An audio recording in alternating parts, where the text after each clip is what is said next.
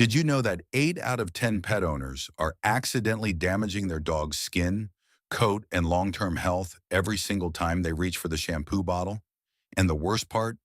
They genuinely believe they're doing something good for their best friend. These aren't rare mistakes made by neglectful owners. They're happening in millions of loving homes right now. Veterinarians see the damage every single week: infections, hair loss, chronic skin disease, and even organ stress. But most owners never connect the symptoms back to bath time. Only a small percentage of dog owners ever learn the truth. And those who do, their dogs live longer, healthier, more comfortable lives. Watch closely until the end, because the final mistake is so common that groomers call it the irreversible one. And once it's done, you cannot undo it. Let's begin. Bathing your dog too often. Most owners think more baths mean a cleaner, healthier dog. It feels responsible. It smells better. But here's what's actually happening beneath the surface. Your dog's skin produces natural oils called sebum, a protective barrier that locks in moisture and blocks out bacteria. Every time you bathe your dog, you strip these oils away. Bathe too often and the skin never recovers. It becomes dry, cracked, and inflamed, an open door for infections, hot spots, and chronic itching. Over time, a compromised skin barrier forces the immune system to work overtime, creating low-grade inflammation that stresses internal organs, including the kidneys and liver. The fix is simple. Most dogs only need a bath every 4 to 6 weeks. Dogs with specific skin conditions may need a vet-prescribed schedule. More is not better, more is damage. Using human shampoo or soap, you're out of dog shampoo. Your own shampoo smells amazing and feels gentle on your scalp. What's the harm? Here's the harm. Human skin has a pH level of around 5.5, which is slightly acidic. Dog skin sits at a pH of 6.5 to 7.5, which is nearly neutral. Human shampoos are formulated for human pH. When applied to a dog, they aggressively disrupt the skin's acid mantle, the invisible protective film that keeps bacteria and fungi out. The result is redness, itching, and flaking in a skin environment where infections thrive. Use it repeatedly and you risk chronic dermatitis, secondary bacterial infections, and a dog that scratches itself raw. Dish soap is equally dangerous. It's designed to cut grease, and it will strip every protective oil from your dog's coat and skin. Always use a shampoo specifically formulated for dogs. Check the pH range on the label. It should sit between 6.5 and 7.5. Choosing strongly scented shampoos. What smells good to you is toxic to them. Dogs have up to 300 million olfactory receptors in their noses, while humans have about 6 million. What registers as a pleasant lavender or coconut to you hits your dog like standing next to an industrial chemical plant. But the problem goes far beyond discomfort. Many synthetic fragrances contain compounds called phthalates and parabens, chemicals linked to hormonal disruption and organ stress in animals. These absorb through the skin during bathing and accumulate in the body over time. Additionally, strong scents cause measurable stress responses, elevated cortisol, increased heart rate, and anxiety behaviors. Chronic stress from repeated scented grooming sessions creates long-term cardiovascular and immune strain. Veterinary dermatologists consistently flag artificial fragrances as one of the most overlooked triggers for recurring skin allergies in dogs. Choose fragrance-free or naturally scented shampoos with short, recognizable ingredient lists. If you can't identify an ingredient, your dog's body will struggle to process it too. Not rinsing shampoo completely. Most owners rinse until the water looks clear and assume the job is done. But shampoo doesn't behave like dirt. It binds to hair follicles and skin pores, and clear water doesn't mean clean skin. Shampoo residue left on the coat continues to react with your dog's skin long after bath time. It breaks down the protective barrier, traps moisture against the surface, and creates a warm, chemical-rich environment where bacteria and yeast thrive. The result is persistent itching, hot spots, and recurring skin infections that many owners treat repeatedly without ever identifying the real cause. Over months, chronic skin inflammation triggers immune responses that stress internal organs. Veterinary dermatologists report that residual shampoo is one of the most underdiagnosed causes of recurring dermatitis in otherwise healthy dogs. Rinse twice as long as you think is necessary. Part the coat down to the skin and rinse in sections. If you see any lather or feel any slipperiness, keep rinsing. Using water that's too hot or too cold. Many owners use water that feels comfortable to their own hand. But your hand is not your dog's skin, and comfort for you can be damaging for them. Water that is too hot strips protective oils even faster than overwashing, opens pores excessively, and can cause surface burns on sensitive skin, especially in short-coated breeds where there is less hair acting as a buffer. Hot water also raises your dog's core body temperature rapidly, putting stress on the cardiovascular system during an already anxiety-inducing experience. Water that is too cold causes muscles to tense, triggers stress hormones, and for older dogs or those with joint issues, can cause genuine physical pain. Cold water also fails to properly open the coat for effective cleaning. Repeated thermal stress during baths contributes to chronic low-grade inflammation, the silent driver behind many long-term health issues. Use lukewarm water around 37 degrees Celsius or 98 degrees. Test it on the inside of your wrist, not your palm. It should feel neutral, neither warm nor cool, failing to fully wet the coat before shampooing. This mistake seems minor, but it isn't.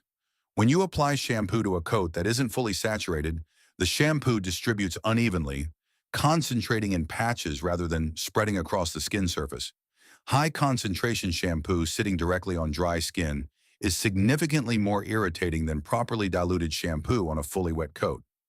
Additionally, a dry or partially wet coat resists lathering, so most owners compensate by using far more shampoo than necessary.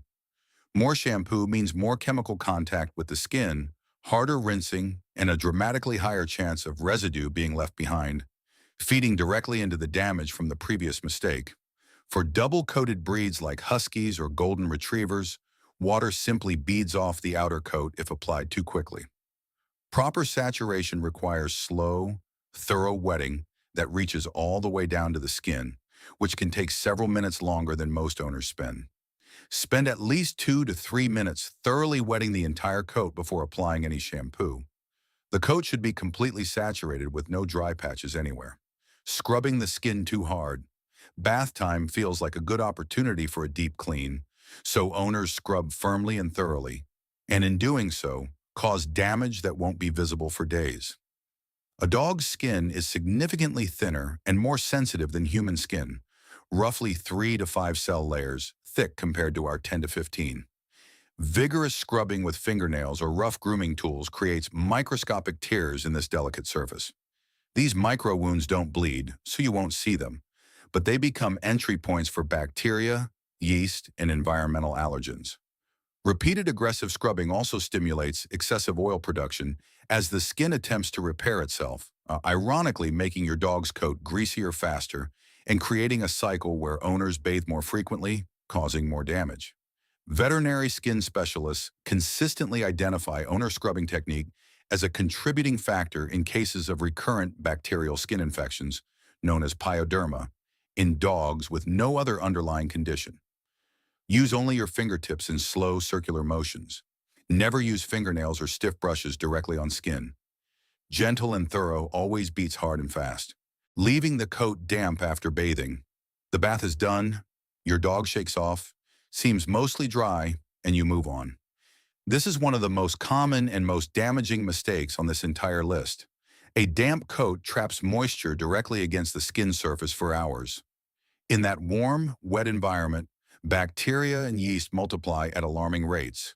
The condition this creates, called moist dermatitis, or more commonly hot spots, can develop within hours of bath time and spread rapidly across large areas of skin. For thick or double-coated breeds, the outer coat can feel dry to the touch, while the undercoat remains completely saturated. Owners assume the dog is dry, but the skin underneath is incubating an infection. Chronic repeated episodes of moist dermatitis cause progressive skin damage, scarring of hair follicles, and in severe cases, deep tissue infections requiring antibiotics. Veterinary clinics see a measurable spike in hotspot cases in the days following home bathing. Always dry your dog thoroughly immediately after bathing. Towel dry first, then finish with a dryer on low heat. Never let a damp dog air dry unsupervised indoors. Using high heat when blow drying. You just washed and toweled off. Many owners reach for a hairdryer and point it directly at the coat on high heat.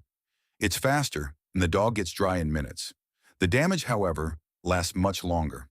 High heat from blow dryers causes immediate moisture loss from the skin surface far beyond what is healthy. It denatures the proteins in the hair shaft, creating brittle, damaged fur that breaks easily and loses its natural protective structure. More critically, it burns the skin's outer layer, often without visible redness at first, disrupting the same protective barrier that every mistake on this list destroys from a different angle. Dogs cannot tell you they're in pain. Many will simply stand still and tolerate discomfort because they have been trained to accept grooming. This silent tolerance masks ongoing thermal damage. Professional groomers are trained to keep dryers at a proper distance and temperature, but most home users are not. Always use a dryer on the lowest heat setting, held at least 20 to 30 centimeters from the coat. Keep the dryer moving constantly and never hold it in one spot, skipping brushing before bathing. Most owners bathe first and brush after. It feels logical. Wash away the dirt, then detangle. But this sequence causes significant avoidable damage to both the coat and the skin underneath. When a matted or unbrushed coat gets wet, the tangles tighten. Water causes hair shafts to swell, locking knots into hard compressed masses that are nearly impossible to remove without cutting. What was a manageable tangle before the bath becomes a solid mat after it, pulling constantly against the skin, causing irritation, restricting airflow, and trapping moisture against the surface. Attempting to brush or detangle a wet matted coat causes hair breakage and pulls at the skin repeatedly. Over time, areas of chronic matting develop thickened, inflamed skin underneath that is highly vulnerable to infection. Pre-bath brushing also removes loose hair and debris, allowing water and shampoo to penetrate the coat evenly, directly improving the effectiveness of the entire bath. Always brush thoroughly before bathing. Remove all tangles and mats while the coat is completely dry.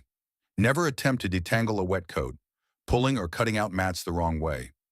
Mats happen, and when owners find them, the instinct is to deal with them immediately. Fingers pull, scissors cut. Problem solved, except it often isn't. Pulling mats apart with fingers or a brush tears hair from follicles and stretches skin that is already inflamed and tender underneath. The skin beneath a mat is almost always in a compromised state. It has been deprived of airflow, accumulated moisture, and in many cases begun to break down.